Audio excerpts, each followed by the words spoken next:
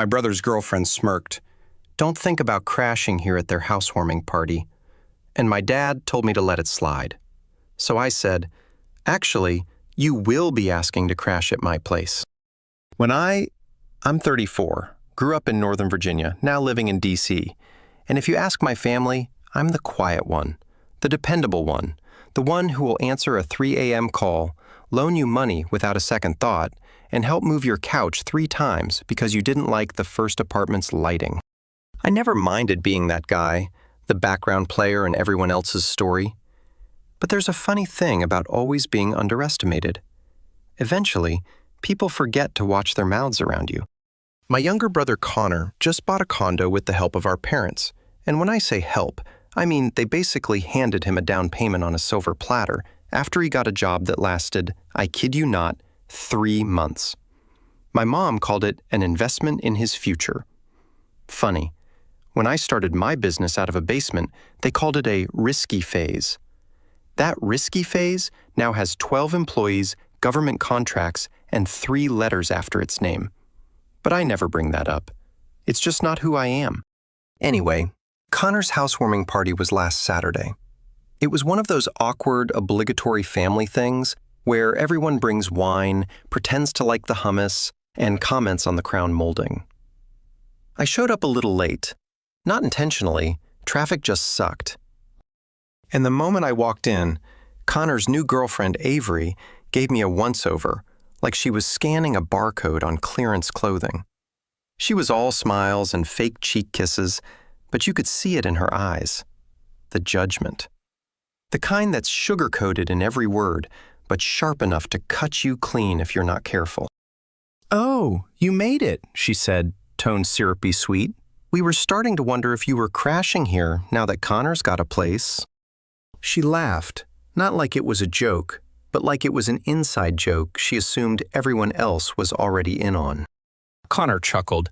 My mom did her signature tight-lipped smirk. My dad, always the diplomat, gave a nervous laugh and muttered, "Let it go, Avery. You're making this awkward." She didn't let it go. That was just her warm-up. The thing about Avery is that she's that brand of snobby that comes from trying too hard to appear effortless. She kept touching her hair, name-dropping places in New York she used to go when she was in the city, and constantly circling back to how humble beginnings are so important. It was the kind of talk that only sounds kind. She was digging. "I just think it's so inspiring that Connor's working his way up and that you guys are so close. Some people get weird when their siblings do better than them, you know?" she said later over brie and crackers. "But not you, Miles. You're just so chill about everything." I nodded, smiled, and changed the subject.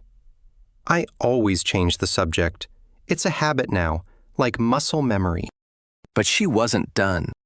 At one point, while we were all gathered around the kitchen island, Avery leaned in and said, "So, what do you do again?" Something in it, right? She said it like I worked behind a register fixing iPhones. I was about to answer when Connor cut in with, "Miles has some tech company thing. He's been doing it forever." "Right," Avery said, waving a hand. "Startups are so cool. I did a couple projects for a startup through our firm, you know, Cornerstone Solutions. We manage a bunch of contracts for local businesses. It's wild how many of them just, don't know what they're doing." I blinked. "Cornerstone?" I asked, careful not to sound too interested. She smiled like she'd just been complimented. "Yeah, I'm an account strategist. I basically handle the brand partnerships. A lot of small fish. No offense, but it pays." I felt my jaw tick just slightly. It wasn't what she said. It was the smugness underneath, the subtle jab, the assumption that I was, by default, the small fish. It was the first time I realized she didn't just think I was beneath her. She had no clue I was the ocean she was swimming in. See, one of the contracts my company holds is with a mid-size marketing agency. We handle their data infrastructure, their back-end automation, and, as of 6 months ago, we were tapped to renew a 3-year extension through a government tech subsidy pilot. That agency? Cornerstone Solutions. We managed 90% of their operating platforms. My signature's on every compliance report they submit. But I said nothing. Not yet. I watched her brag to my aunt about how exhausting it was to deal with clients who couldn't afford proper CRM systems. I watched my dad nod and smile and sip his beer like it was just easier to let her monologue run its course than interrupt. And I watched Connor puff up his chest every time she tossed him a compliment, as if her arrogance somehow validated his worth. It wasn't just that they were rude, it was that they didn't even realize it. Like I was invisible, like I didn't matter. And maybe that's what stung most. Not the insult, not even the lies, but the way my own family looked past me. The way my dad especially just let her keep going. He'd always said he wanted peace, but sometimes peace just means letting someone else get bruised so no one else has to raise their voice. I stood there holding my drink, letting it all wash over me. I wasn't angry, not yet, but there was a flicker, the quiet spark that comes before the fire. And as Avery pulled out her phone to show someone her LinkedIn profile, bragging about a campaign I knew we'd actually rescued from collapse, I quietly reached for mine. I hadn't planned on checking it, but something told me I should. Maybe it was curiosity. Maybe it was instinct. I opened the internal contract dashboard from my company portal, typed in Cornerstone, and scrolled down to the subcontracting employees under the analytics wing. Her name popped up halfway down the list. Avery Collins, Account Strategist, Non-renewal pending, reviewed by Miles J. Taylor. Me. I stared at it for a moment, not saying a word. And then I smiled. Not smug, not malicious, just calm. Because in that moment, I realized something. She had no idea who I was, and neither did the rest of them. I put the phone away, looked up, and watched as Avery laughed at her own joke again. Something about how some people are just built for roommates. My dad gave a low chuckle and shook his head. And that was the moment I knew I wasn't going to stay silent much longer. I didn't say anything that night. I just left the party a little early, offered a polite goodbye, and slipped out while everyone was still laughing at one of Connor's exaggerated stories. On the drive home, I didn't turn on music. I just sat with the silence.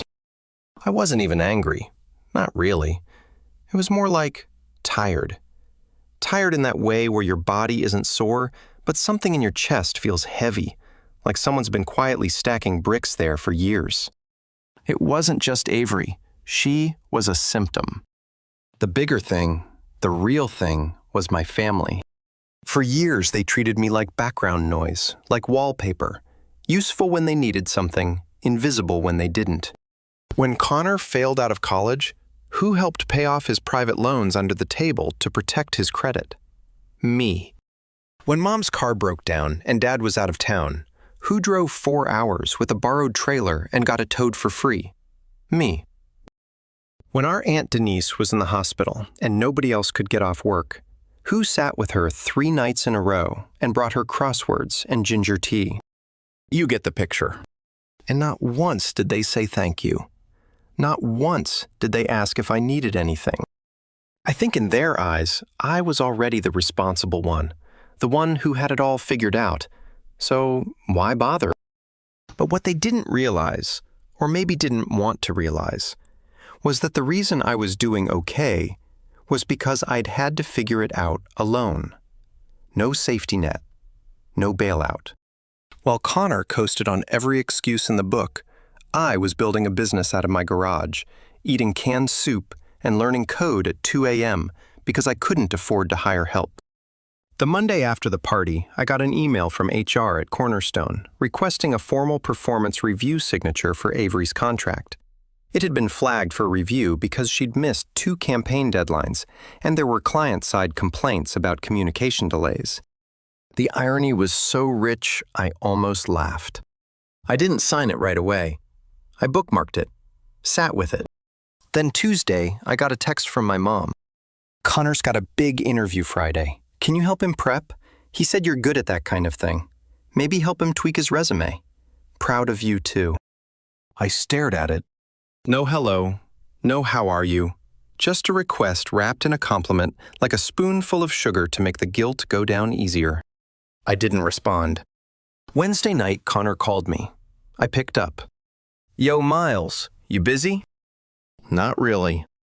So I've got this Zoom interview coming up. It's for this SaaS sales thing, and I think it'd be dope if you could help me sound like, I don't know, more legit. I raised an eyebrow. You want me to lie for you? Not lie, just, fluff it up.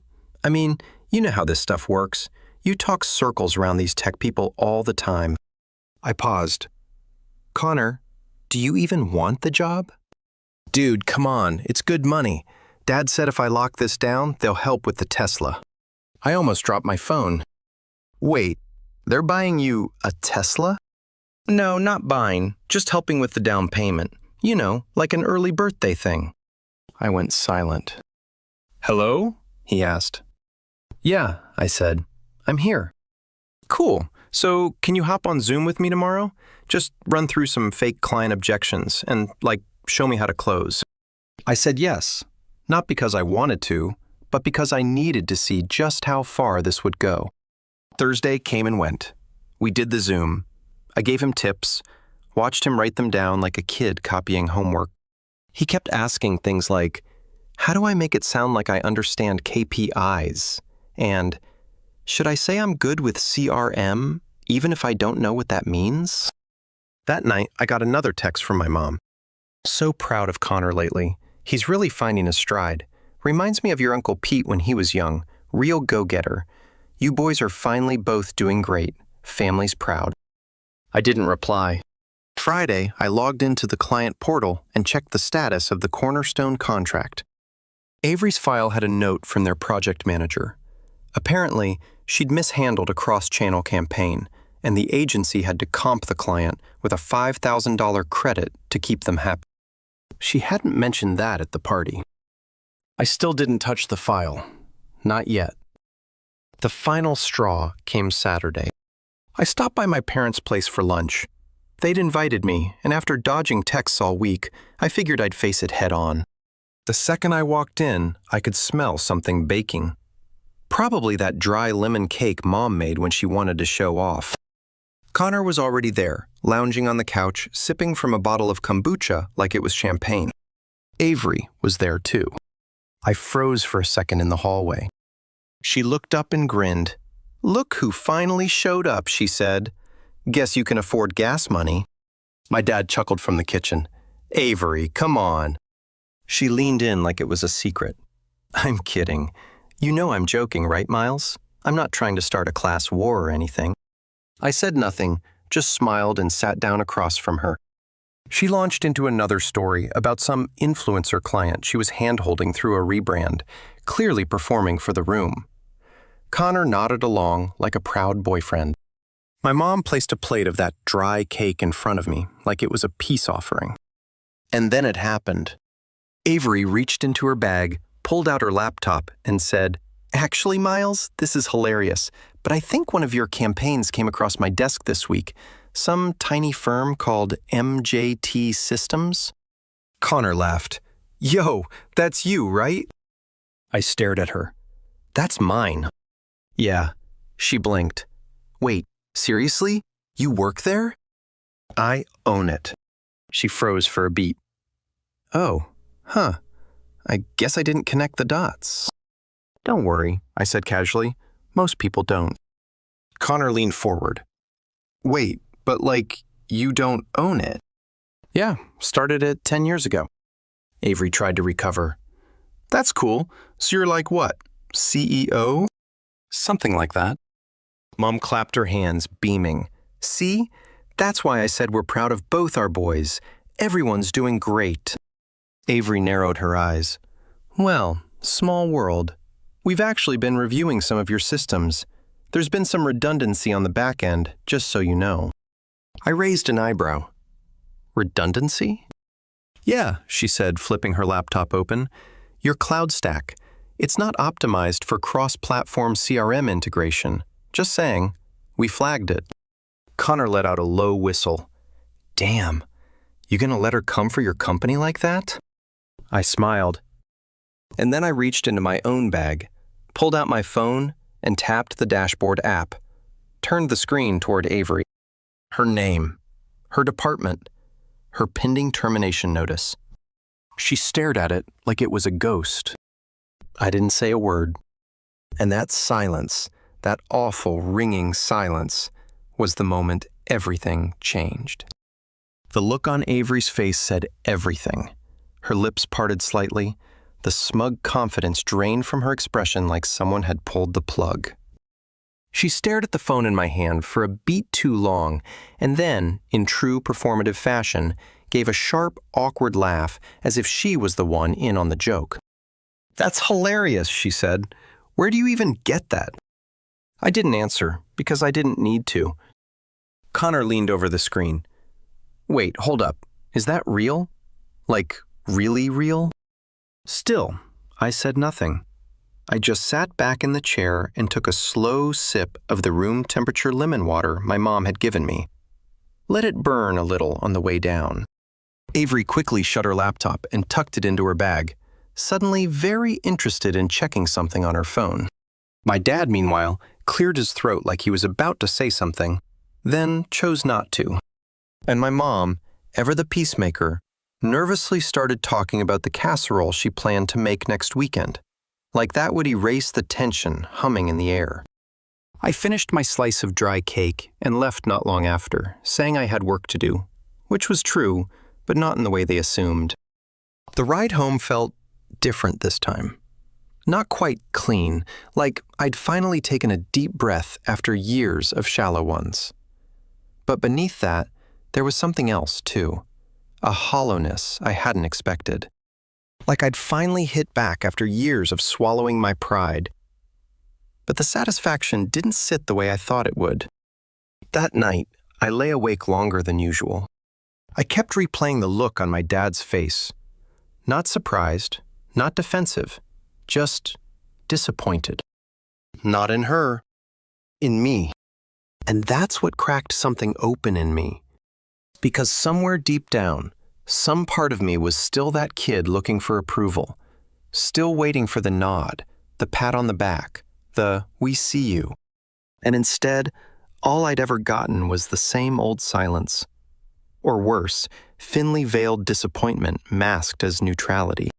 In their eyes, I'd embarrassed Avery, made things uncomfortable, rocked the boat. But what about me? What about all the times I sat there and let the boat rock me? I thought about calling my dad, explaining myself, but I didn't. I knew how that conversation would go. "You could have handled that better, Miles. It's not worth making drama over. You know how she is. Just let it go." Let it go. Always. Always that. The next morning, I opened up my company dashboard again, stared at Avery's file, and after a few long minutes, clicked Defer Review. Not because she deserved it. She didn't.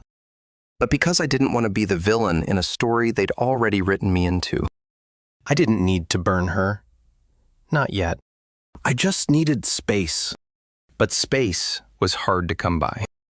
The fallout came fast. That Monday, I got a call from my mom. No greeting, just a tight voice. "I just talked to Connor. He said you embarrassed Avery." I stayed quiet. Was that necessary? Honestly, Miles, I know you two didn't get off on the right foot, but this isn't like you. I asked, "What is like me?" Silence. Then, you know what I mean. "No, I didn't. Not anymore. She's very upset. Connor's upset. We just want peace." Peace. There it was again. That cursed word. "I've been peaceful my whole life," I said. "Where did that get me?"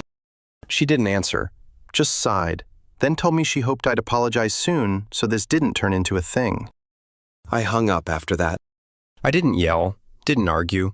I just put the phone down and stared at the wall of my home office. Suddenly, it felt colder than it ever had. That week, I buried myself in work. We had 2 major projects nearing deadline, one grant pitch to finalize, and a staffing restructure I'd been putting off for months.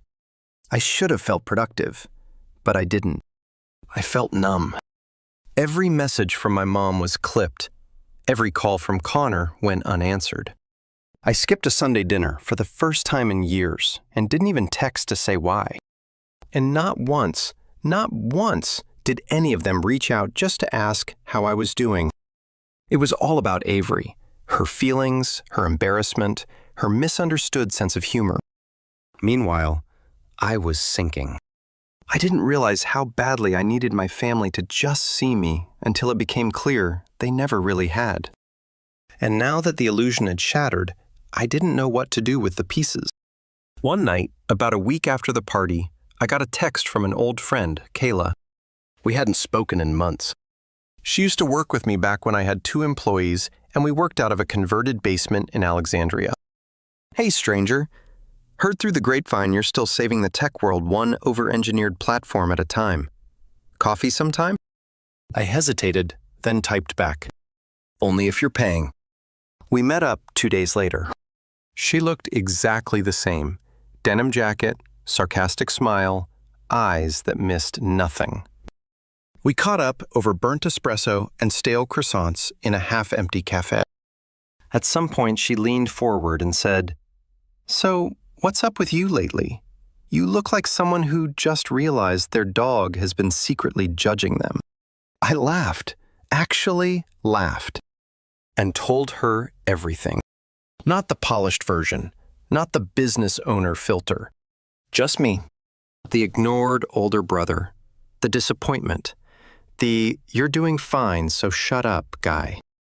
She listened, didn't interrupt, just nodded every now and then. When I finished, she leaned back and said, "Okay, so you've got a crappy family and a therapist's dream of a brother.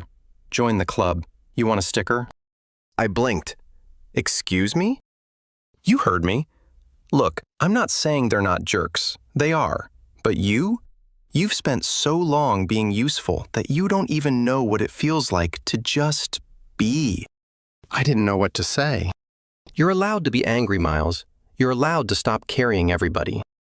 I didn't know what to say. "You need a reset," she said, standing. "Let me show you something." She took me to this tiny co-working loft she'd been renting out on weekends. All exposed brick, whiteboards, and secondhand furniture. It was empty, quiet, and oddly comforting. "You ever thought about building something that isn't just for someone else?" she asked. "Something that's just yours? Not for a client, not for a contract, just for fun." Fun! What a strange word. That night, I went home and opened an old sketchpad I hadn't touched in years. Back when I first started coding, I'd draw layouts and scribble down wild ideas for apps that didn't make sense to anyone but me. I flipped through pages of half-formed ideas, bad logos, and margin notes like, would anyone even use this? And one stuck out. A platform idea I'd had for mentorship. Real-time, anonymous peer coaching for people in high-pressure jobs, filtered by industry, role, and problem. I'd shelved it years ago, told myself it was too niche. But now it felt like maybe I needed it more than anyone. Over the next few weeks, I quietly started working on it again. Nights, weekends, a little every day. No pressure, no deadlines, just something mine. Kayla helped test it, gave feedback, roasted my UI, encouraged me. I didn't tell anyone else, not my parents, not Connor, definitely not Avery. And with every passing day, I felt a little lighter. A little more me. I wasn't looking for revenge anymore. I was looking for peace. Real peace. And for the first time in a long time, I started to believe I might actually find it. But of course, peace never lasts long when your family is determined to drag you back in. And what happened next? Well, let's just say the moment I started to rebuild, they found a new way to knock it all down. 3 weeks passed. 3 weeks of silence from my family. No calls, no messages, no passive-aggressive group chats, not even a funny meme from my mom. And trust me, She's the type to send minions saying, "Wine o'clock" at 9 a.m. on a Tuesday. I wasn't sure if they were freezing me out or just waiting for me to apologize. Either way, I didn't chase them. I was done chasing. I'd spent a decade being the one who checked in, the one who reached out, the one who smoothed things over. This time, they'd have to come to me. And for a while, I thought maybe they wouldn't. Until the text came. It was a Wednesday. I just finished a late meeting with a new developer I'd hired for the mentorship app, which, by the way, was finally starting to look like something real. We'd settled on a name, PulseBridge, and even had a working beta that Kayla had stress-tested to the brink of collapse. I was running on 3 hours of sleep and a stomach full of vending machine pretzels when I saw it. "Mom, can you come by Sunday? We're doing a family brunch. Would love to see you. We miss you." I stared at the message for a long time. Not "I'm sorry," not "let's talk." Just a polite summon, like I was a court jester expected to return to duty. Still, I was curious. Part of me wanted to say no. The other part, the strategic part, wanted to see what this was really about. So I texted back. Me, "Sure, I'll bring muffins." Sunday came. It was a warm spring day, one of those rare mornings where the air feels like a clean slate. I wore jeans, a t-shirt, and brought a box of blueberry muffins from the bakery near my office. When I got there, I noticed immediately Connor's car wasn't in the driveway. Neither was Avery's. Inside, my mom was setting the table with forced cheer. My dad stood at the coffee machine, avoiding eye contact like it owed him money. "Where's Connor?" I asked. "He and Avery are taking a break," my mom said quickly. "They're giving each other space." I blinked. "Since when?" She waved a hand. "It's not important." Oh. There it was. The real reason they'd invited me. The atmosphere had that nervous feeling to it. The kind where people pretend everything's fine while their entire house is sinking. I played dumb, sat down, accepted a cup of coffee, and waited. It didn't take long. My dad cleared his throat halfway through a conversation about someone's neighbor's dog, then said, "So, your brother's had a rough couple of weeks." I nodded slowly. "He's in a bit of a bind." There was the ask. "What kind of bind?" I said, taking a bite of a muffin. "Well, he might be losing his job," my mom said gently. "And with the breakup and everything, he's really been struggling." And my dad added, "He mentioned that you were working on some new projects, big ones. Sounds like things are going well for you." I tilted my head. "Is this the part where you ask if I'm hiring?" They both looked at each other. My mom smiled in that tight, hopeful way. "We just thought it would mean a lot if you could give him a chance." I set my coffee down. "What kind of chance?" "You know," my dad said, "maybe bring him on. Let him assist or something. Get him back on his feet." So there it was. After everything, the years of neglect, the constant favoritism, the party, the humiliation, they wanted me to rescue him again. I leaned back. "What happened at Cornerstone?" They hesitated. I already knew. Word had gotten back to me through the client network. After Avery's mess and her spectacular exit, she resigned before HR could finalize the termination. Connor's department came under scrutiny. His role had been restructured, which in corporate terms means, "We realized you contribute nothing and don't want to deal with you anymore." He'd burned that bridge. And now he was swimming toward mine. My mom softened her voice. "He's trying, Miles. He just needs someone to believe in him." I let the silence hang there for a second. Then I nodded. "Okay," I said. Her face lit up. "Really?" "Sure. Tell him to send me a resume." That night, I got the email. His resume was a joke. 2 pages of inflated buzzwords and fake achievements, including a strategic lead role on a project I personally built from scratch while he was on vacation in Miami. But I didn't delete it. Number. Instead, I started planning. Because I realized something in that moment. I had more power than they ever gave me credit for. And if I played this right, I could finally teach them what it feels like to be on the other end of the imbalance. But not by screaming, not by lashing out, by doing what I do best, being underestimated. The next step was quiet.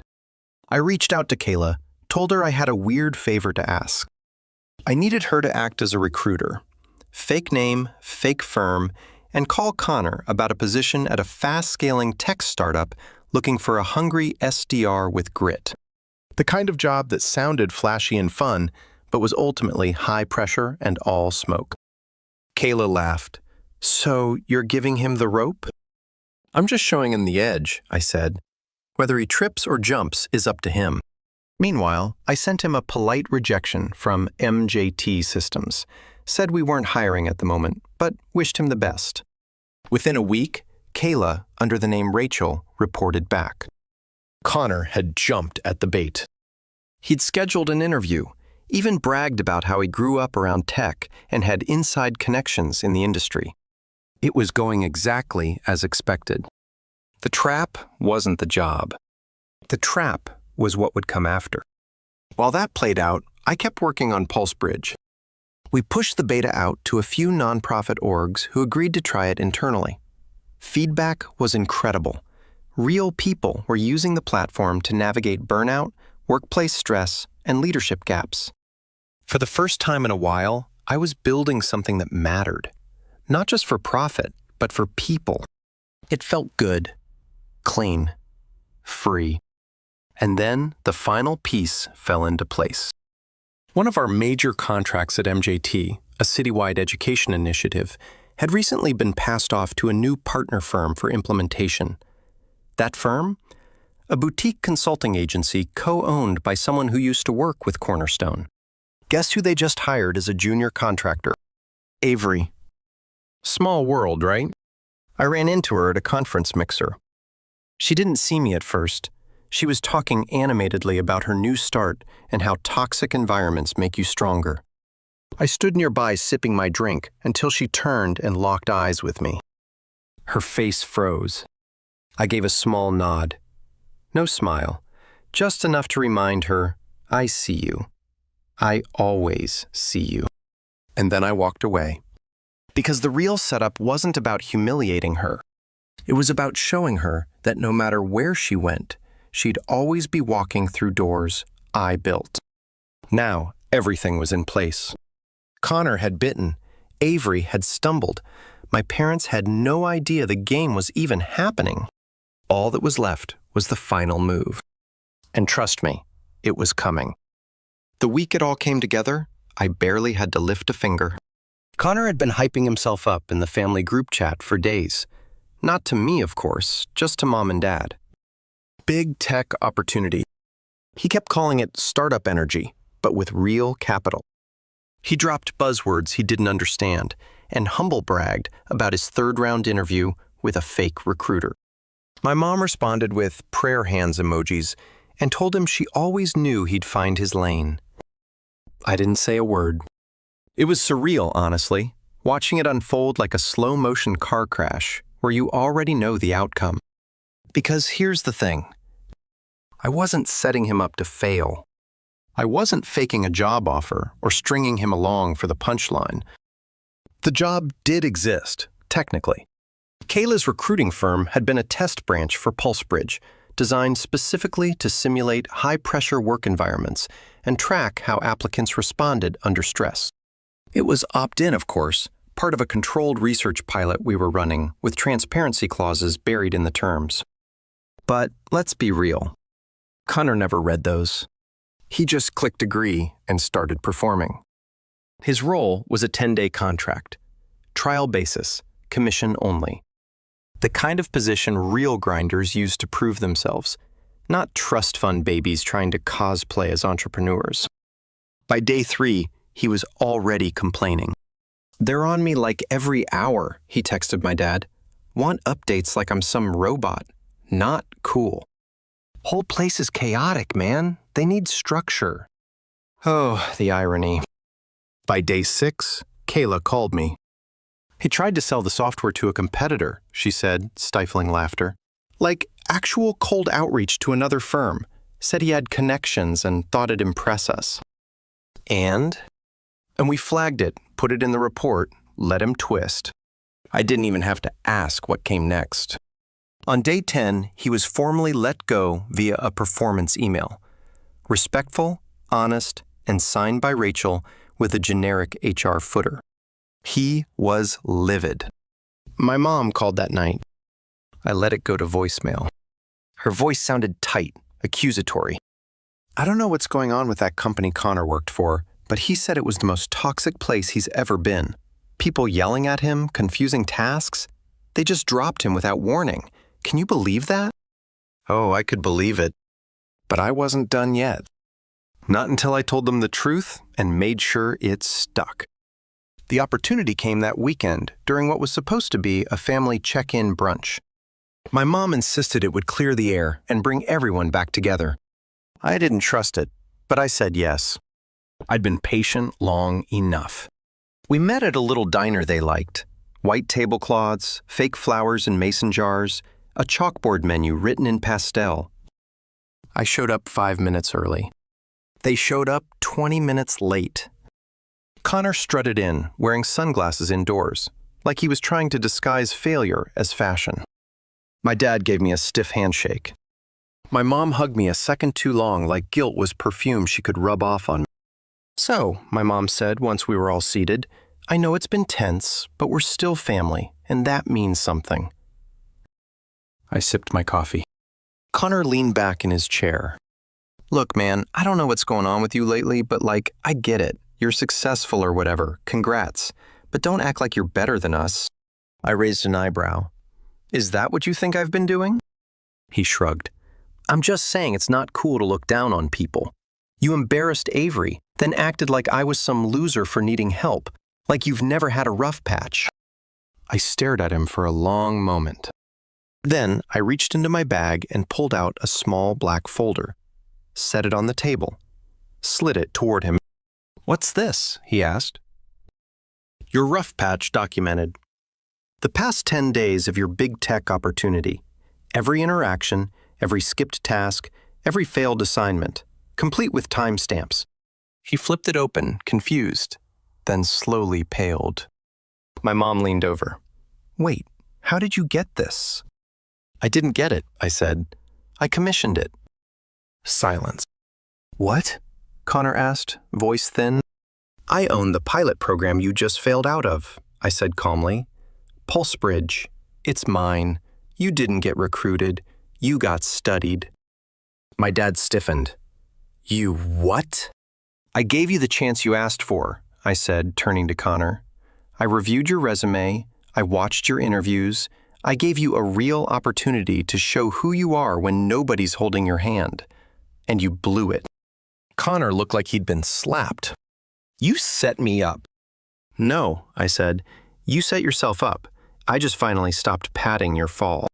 He shoved the folder away, eyes blazing. This is insane. You think this makes you the good guy? No, I said. I think it makes me free. My mom blinked rapidly, trying to hold on to the narrative. Miles, this is cruel. He was trying.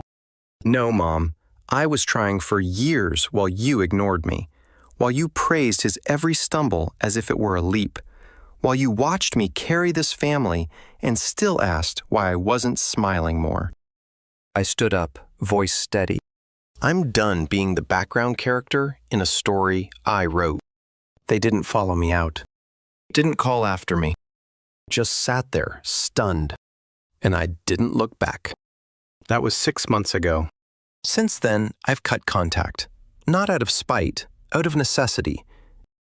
The space has been clean, quiet, healing. Pulsebridge officially launched last month and landed its first major institutional partnership. Kayla is now my co-founder. We have 5 full-time staff, and the feedback we're getting from users, it's better than I ever dreamed. Connor moved back in with my parents. He's trying to get into crypto now. I wish him luck. As for Avery, she got let go from the consulting firm. Turns out coasting on charm only gets you so far when people actually read your emails. Sometimes I think about reaching out just to say, see?